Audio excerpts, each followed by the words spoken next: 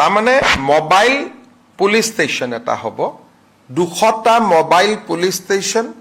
য'ত নেকি 112ক ফোন কৰাৰ লগে লগে তাৰ পৰা অপাৰেটৰে ইনষ্ট্ৰাকশ্যন দিব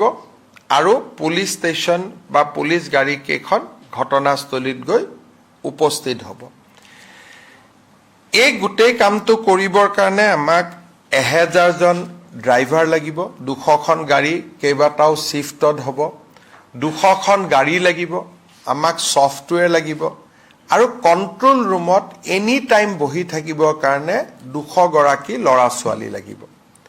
এই গোটেই প্ৰকল্পটো আমি ৰূপায়ণ কৰিম আৰু তাৰ বাবে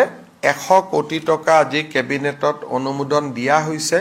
অসমতো আৰম্ভ কৰিম আৰু 112ত যেতিয়া কোনোবাই ফোন কৰিব যদি মেডিকেল আৰ্জেন্সি হয় 112ই নিজে নিজে 108ক ফোন কৰি দিব যদি ফায়াৰ ইমাৰ্জেন্সি হয় 112ই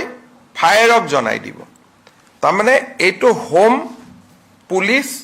ফায়াৰ ব্ৰিগেড স্বাস্থ্য তিনিওটা বিভাগত ইয়াত এটা এই 112ৰ জৰিয়তে এটা সমন্বয় সাধন কৰা হ'ব তাৰমানে তেওঁ